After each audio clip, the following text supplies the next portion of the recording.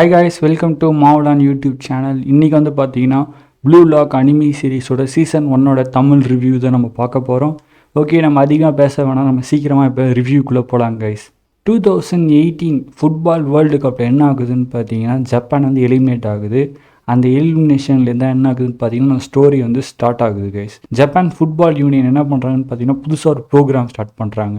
அந்த ப்ரோக்ராம் மூலயமா என்ன பண்ணுறாங்கன்னு பார்த்தீங்கன்னா ஃபுட்பால் விளாட்ற ஹை ஸ்கூலர்ஸ் எல்லாம் என்ன பண்ணுறாங்கன்னா ஸ்கவுட் பண்ணுறாங்க. எதுக்காக ஸ்கவுட் பண்ணுறாங்கன்னு பார்த்தீங்கன்னா 2022 நடக்க போகிற ஃபுட்பால் வேர்ல்டு கப்பில் ஜெயிக்கிறதுக்காக இப்பயே பசங்களை என்ன பண்ணுறாங்கன்னா ட்ரைனிங் பண்ண ஆரம்பிக்கிறாங்க. இதெல்லாம் ஒரு பக்கம் போயிட்டு இருக்கும்போது நமக்கு ஒரு கேரக்டர் காட்டுறாங்க. இந்த கேரக்டரோட பேர் தான் என்னென்னு பார்த்தீங்கன்னா இசகி யோயிச்சி அப்படின்றதான் பார்த்தீங்கன்னா அந்த கேரக்டரோட பேர்.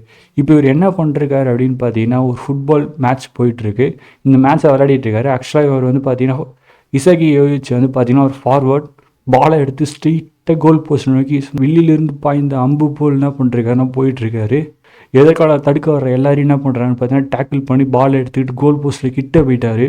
அண்ட் இந்த சமயத்தில் வந்து பார்த்தீங்கன்னா நம்ம இசகியை வந்து கோல் போடாமல் தடுக்கிறதுக்காக 2 பேர் என்ன பண்ணுறாங்கன்னு பார்த்தீங்கன்னா 2 பக்கத்துலேருந்து வந்துட்டுருக்காங்க. நம்ம இசகி கோலை போகிறதுக்காக என்ன பண்ணுறாருன்னா பால் அடிக்கிறதுக்கு காலை ஓங்குறாரு.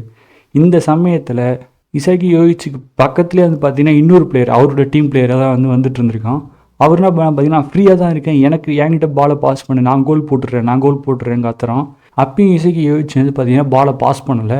பட் இந்த சமயத்தில் என்ன நடக்குதுன்னு பார்த்தீங்கன்னா நாசமாக போன கோச் என்ன பண்ணுறாருன்னு பார்த்தீங்கன்னா வெளியே இருந்துக்கிட்டு 1 ஃபார் ஆல் ஃபார் ஒன்ன்ற மாதிரி என்ன பண்ணுறாருன்னு பார்த்தீங்கன்னா கத்துறாரு. இதை கேட்ட இசகி யோயிச்சி, ஆமாம் நம்ம எல்லோரும் ஒரு டீம், இந்த ஃபுட்பால்ன்றது 11 பேர் சேர்ந்து விளையாடுற ஒரு டீம், ஒரு கேம் அப்படின்னு நினச்சிக்கிட்டு இந்த சமயத்தில் மைண்டு கிளிக் ஆகி பாலை கோல் போஸ்ட்டில் அடிக்க ஓங்கின பால் என்ன பண்ணுறாருன்னு பார்த்தீங்கன்னா பக்கத்தில் இருக்கிறவர்கிட்ட பாஸ் பண்ணிட்டார் பாலை. இவன் பால் அடிப்பான் ஸ்ட்ரெயிட்டாக அப்படின்னு பார்த்தா தலைவன் கோல் போஸ்ட்டுக்கு நேராக பால் அடிக்கிறதுக்கு பதிலாக கோல் போஸ்ட்டு கம்பிலே நேராக பால் அடிச்சிட்டான். இப்போ தான் தெரியுது இசகி வந்து பாலை பாஸ் பண்ணார்ல ஒருத்தர்கிட்ட, அவர் டீம்மேட்டிட்ட. அவன் வந்து பார்த்தீங்கன்னா ஒரு மொக்க பிளேயர் போல இருக்குது. இது தெரியாமல் பாஸ் பண்ணிட்டாரு நம்ம இசகியை வச்சு. இது மூலயமா கோல் போஸ்ட்டுக்குள்ளே போக வேண்டிய பால் கோல் போஸ்ட் கம்பத்துலேயே அடித்து எதிர் டீமுக்கு காலுக்கிட்ட போயிடுச்சு, சரண்டர் ஆகிடுச்சு பால். அவனுங்க அதோட நிறுத்துவானுங்கன்னு பார்த்தா அந்த பாலை டேக்கிள் பண்ணி எடுத்துகிட்டு போய் கோலும் அடித்து இந்த மேட்ச்சில் இசகி யோயிச்சியோட டீம் தோற்று போயிடுச்சு. அண்ட் இதில் என்ன ட்விஸ்ட்டுன்னு பார்த்தீங்கன்னா இந்த மேட்ச்சில் மட்டும் இசகி யோயிச்சி ஜெயிச்சிருந்தாருன்னா அவர் வந்து பார்த்தீங்கன்னா நேஷ்னல்ஸ் கேம் விளையாடுறதுக்காக போயிருப்பாங்க.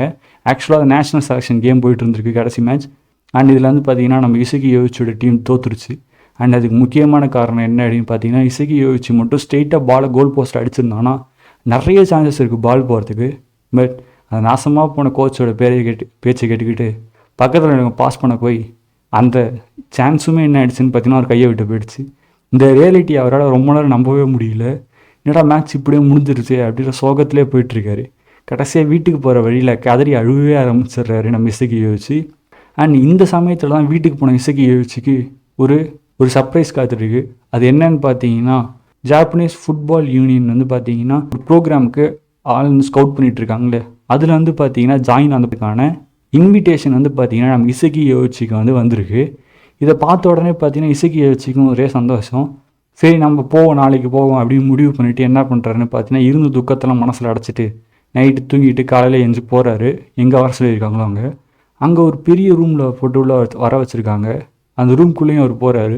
போய் என்ட்ரு ஆனதுக்கப்புறம் தான் தெரியுது இங்கே நம்ம மட்டும் வந்துடல, நம்மள மாதிரி 300 பேருக்கு இன்விடேஷன் போயிருக்கு. ஆனால் 300 பேர் வந்திருக்காங்க. இதை ஆச்சரியமாக பார்த்துட்ருக்காரு நம்ம இசகி யோயிச்சி. ஏன்னு கேட்டிங்கன்னா ஃபுட்பாலில் மொத்தமே விளையாட போகிறது பிச்சில் 11 பேர் தான், இங்கே 300 பேர் வர வச்சுருக்கானுங்களே, என்ன தாண்டா நடக்குது அப்படின்னு பார்த்துட்ருக்கப்ப அப்போ தான் இங்கே தான் நம்ம கோச்சோட என்ட்ரன்ஸ் கிடக்குது. இவங்க எல்லோரையும் ட்ரெயின் பண்ணுற கோச், உங்கள் எல்லோரையும் ட்ரெயின் பண்ண போகிற கோச் நான் தான், டைமண்ட் இந்த ரஃப் அப்படின்னு ஒரு டைலாக் விட்டுட்டு என்ட்ரி ஆகுறாரு. அண்ட் இந்த கோச்சோட பேர் என்ன, இந்த கேரக்டரோட பேர் அப்படின்னு பார்த்தீங்கன்னா ஈகோ ஜிம்பான்சி அப்படின்றதான் பார்த்தீங்கன்னா இவரோட பேரில் ஈகோ இருக்குல்ல, அப்போ கேரக்டரில் ஈகோ இல்லாமல் இருக்குமா? ஈகோயிஸ்ட்டுக்கெல்லாம் நம்ம தான் ஒரு பெரிய ஈகோயிஸ்ட், நான் தான்டா அப்படின்னு சொல்லி கேரக்டர் வந்து நிற்கிறாரு நம்ம கோச்சு. நம்ம ஈகோ ஜிம்பான்சியோட இன்டென்ஷன் என்ன அப்படின்னு பார்த்தீங்கன்னா இப்போது இருக்கிற ஜாப்பனீஸ் லூசர் ஃபுட்பால் டீமை மொத்தமாக அழிச்சு ஒரு புது ஃபுட்பால் டீம், அதாவது வேர்ல்டு கிரேட்டஸ்ட் ஈகோயிஸ்ட் ஸ்ட்ரைக்கரை வந்து உருவாக்குறது தான் வந்து பார்த்தீங்கன்னா நம்ம ஈகோ ஜிம்பான்சியோட ஒரே குறிக்கோள். அந்த குறிக்கோளை நிறைவேற்றுறதுக்காக தான் என்ன பண்ணியிருக்காருன்னு பார்த்தீங்கன்னா அந்த ப்ரோக்ராம் ஸ்டார்ட் பண்ணியிருக்காரு.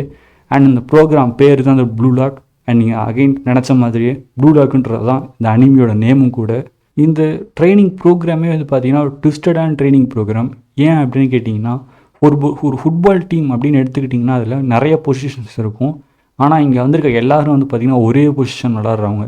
அவங்க எல்லாருமே யாருன்னு பார்த்தீங்கன்னா ஃபார்வர்டு. ஆமாம், நம்ம இசைக்கு யோசிச்ச மாதிரி இங்கே இருக்க எல்லாருமே வந்து பார்த்திங்கன்னா அவங்கவுங்க டீமுக்கு ஃபார்வர்டு விளாட்றவங்க தான் வந்து பார்த்திங்கன்னா கோல் போஸ்ட்டில் போய் கோல் அடிக்கிறவங்களா இருப்பாங்க. நீங்கள் கேட்கலாம் எல்லாருமே வந்து ஒரு பொசிஷன் அசீவ் பண்ணுறாங்க, அது என்ன ஃபார்வர்டுனா பெரியவங்களான்னு கேட்டிங்கன்னா ஆமாம், அவங்க ஒரு பெரியவங்க தான். ஏன்னு கேட்குறீங்களா? நீங்கள் எப்போ பார்த்தாலுமே தெரியும், ஒரு ஃபுட்பால் டீம்னு எடுத்துக்கிட்டிங்கன்னா 11 பேர் சேர்ந்து ஒரு கேம் விளாட்றாங்க. அதில் கோல் ஒருத்தர் போட்டிருப்பார். பட் அந்த கோல் அவர் தான் தனியாக போட்டிருப்பாருன்னா கிடையாது. கன்ஃபார்மாக 11 பேருக்கான ஒரு கான்ட்ரிபியூஷனும் இருக்கும். பட் யார் அந்த கோல் போட்டதுன்னு கேட்டாங்கன்னா ஃபார்வர்டோட பேர், அந்த கோல் போட்டவரோட பேர் தான் வரும். ஸோ அதனால் அந்த டீம்லேயே கிரேட்டஸ்ட்டாக ஷைன் ஆகிறவங்க யாராக இருப்பாங்கன்னு பார்த்தீங்கன்னா ஃபார்வர்டாக இருக்கிறவங்க தான் வந்து பார்த்தீங்கன்னா அந்த டீம்லேயே ஒரு கிரேட்டஸ்ட் ஷைனிங் ஸ்டாராக இருப்பாங்க. அண்ட் நீங்கள் யோசிச்சு பாருங்கள், ஒரு காட்டில் ஒரு சிங்கம் தான் இருக்க முடியும். இவங்க என்ன பண்ணியிருக்காங்கன்னு பார்த்தீங்கன்னா ஒவ்வொரு ஃபார்வர்டும் பார்த்தீங்கன்னா ஒரு காட்டில் இருக்கிற ஒரு சிங்கம் மாதிரி ஒவ்வொரு டீமுக்கும் ஒரு சிங்கம் தான் இருக்க முடியும். பட் இங்கே என்ன பண்ணியிருக்காரு நம்ம ஈகோ சிம்பான்சி அப்படின்னு பார்த்தீங்கன்னா கிரேட்டஸ்ட் ஈகோஸ்ட் ஸ்ட்ரைக்கரை க்ரியேட் பண்ணுறதுக்காக இதுக்கு பல காட்டில் இருக்க சிங்கங்களை என்ன பண்ணியிருக்காருன்னு பார்த்தீங்கன்னா ஒரே காட்டுக்குள்ளே கொண்டு வந்திருக்காரு. அந்த காடு தான் ப்ளூ லாக். அடுத்த ஆஞ்சு மாஞ்சுக்கங்கடா, யார் கடைசி கிரேட்டஸ்ட் யார் நிற்கிறீங்களோ அவங்க தான் கிரேட்டஸ்ட் ஈகோ ஸ்ட்ரைக்கர் அப்படின்னு சொல்கிறாரு. ஸோ இந்த மாதிரி வேர்ல்டு கிரேட்டஸ்ட் ஈகோ ஸ்ட்ரைக்கரை வந்து க்ரியேட் பண்ணுறேன் அப்படின்னு சொல்லி கிளம்பியிருக்க நம்ம ego chimpanzee coach. And next வந்து பார்த்தீங்கன்னா நம்ம இசைக்கு யோசிச்சு அந்த ஒரு கூட மட்டும் நான் பாஸ் பண்ணியிருந்தேன்னா கன்ஃபார்மாக நேஷனல் போயிருக்கலாம். கேம் தோற்று போனேன். நம்ம இசைக்கு யோசிச்சியும் இந்த 300 ஃபார்வேர்டுக்கு நடுவில் எப்படி இவர் இன்னொரு ஃபார்வேர்டராக இந்த ப்ளூ லாக்கில் வந்து தங்க போகிறாரு, அண்ட் எப்படி வந்து இவங்களோட கேரக்டர் டெவலப்மெண்ட் நடக்குது அப்படின்றது தான் வந்து பார்த்தீங்கன்னா இந்த ஒத்துமொத்த கதையும். ப்ளூ லாக் அப்படின்ற சீரீஸோட என்னோடய பர்சனல் ரிவ்யூவை நான் இப்போ ஸ்டார்ட் பண்ணுறேன். இந்த சீரீஸை நான் பார்த்து முடித்த உடனே எனக்கு தோணுது என்ன தெரியுமாங்க, ஃபுட்பால் பற்றின என்னோடய புரிதல் வந்து பார்த்தீங்கன்னா ஸ்ட்ரெயிட் 120 டிகிரிக்கு என்ன ஆயிடுச்சுன்னு பார்த்தீங்கன்னா ஷிஃப்ட் ஆகிடுச்சு. ஏன்னு கேட்குறீங்களா? நமக்கு பொறுத்த வரைக்கும் ஒரு கேம் விளாட்றாங்க அப்படின்னு பார்த்தீங்கன்னா எது டீமுக்காரன் என்ன பண்ணுவான்னு பார்த்தீங்கன்னா நம்மளுக்கு எதாவது பெட்டரல் பண்ணியிருப்பான், இல்லைன்னு வந்து பார்த்தீங்கன்னா நம்ம டீமுக்காரங்களை எதாவது என்ன பண்ணியிருப்பான்னு பார்த்தீங்கன்னா மேன் ஹேண்டில் பண்ணியிருப்பாங்க. இந்த மாதிரி தான் நடக்கும். பட் இங்கே வந்து பார்த்தீங்கன்னா டீமுக்குள்ளேயே எல்லாம் நடிச்சுக்கிறானுங்க பிடிச்சிக்கிறானுங்க, ஒன்றுமே தெரிய மாட்டேனுது. எதுக்குடா அவன் இவனை பெட்டரே பண்ணுறான், எதுக்கு இவன் கோலு பாஸே பண்ண மாட்டாங்க. ஏன் கேட்குறீங்களா? எல்லோரும் ஃபார்வர்டு எல்லாருமே கோல் போட்டே பழகினவங்க. அவங்களுக்கு வந்து பார்த்தீங்கன்னா கோல் போட்டுறதுலேயே அவங்க வந்து பெரிய ஈகோயிஸ்டஸாக இருப்பாங்க. யாருக்கிட்டையும் கோலை பாஸ் பண்ணவே நினைக்க மாட்டாங்க. ஒருத்தன் என்னன்னு பார்த்தீங்கன்னா அவனை சுற்றி போட்டு உடச்சிட்டாங்க. அவன் எங்கேருந்துமே கோல் அடிக்க முடியாது, அத்தனை பேர் அவனை சுற்றி போட்டுட்டாங்க. இப்போயாவது நம்ம ஹீரோவுக்கு போஸ்ட் பண்ணுவாங்க, கோலை வந்து கோல் அடிக்கிறதுக்கு பாலை பாஸ் பண்ணுவான்னு பார்த்தீங்கன்னா அப்பயும் பாலை பாஸ் பண்ண மாட்டேன்றான். சும்மா காலத்துக்கு சோட்டி பால் அடித்தா பால் என்னமோ கேர்வ் ஆகி என்ன ஆகுதுன்னு பார்த்தீங்கன்னா கோல் போஸ்ட்டில் போய் விழுது. இந்த மாதிரி அவங்களுக்குள்ளேயே ஒரு டீமுக்குள்ளே டீம் என்ன பண்ணிக்க மாட்டாங்கன்னா கோஆப்ரேஷன் பண்ணிக்க மாட்டாங்க.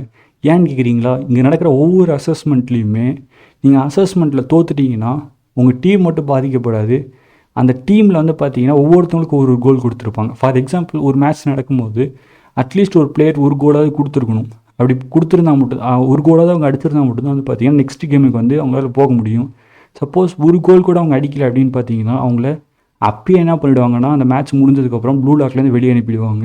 அண்ட் ப்ளூ லாக்லேருந்து ஒன்ஸ் அவங்க வெளியே போயிட்டாங்கன்னா அவங்க என்றைக்குமே வேர்ல்டு கப் விளையாட முடியாது. இந்த மாதிரி பல கண்டிஷனுக்குள்ளே அந்த ப்ளூ லாக்குள்ளே தான் என்ன ஆகுதுன்னு பார்த்தீங்கன்னா ஆரம்பிக்குது.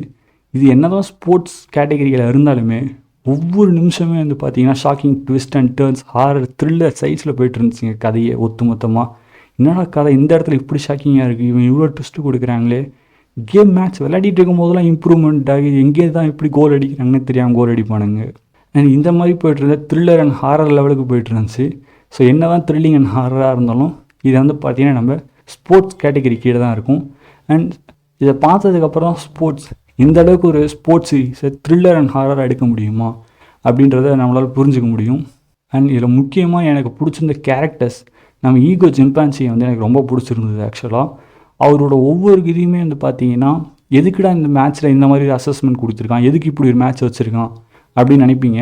பட் மேட்ச்சுக்கு வந்து ஒவ்வொரு அர்த்தம் இருக்கும் அந்த மேட்ச்சுக்கு பின்னாடி. அண்ட் இசைக்கு யோசிச்சோட கேரக்டர் டெவலப்மெண்ட் வந்து பார்த்தீங்கன்னா கேரக்டர் பில்டிங்கே வந்து வேறு லெவலில் இருக்கும். அவன் மேட்ச் நடக்கும்போது எப்படி ஒவ்வொரு நாளும் ஒவ்வொருத்தவங்க வந்து இம்ப்ரூவ்மெண்ட் ஆகிறாங்கன்றதை சூப்பராக காட்டியிருப்பாங்க.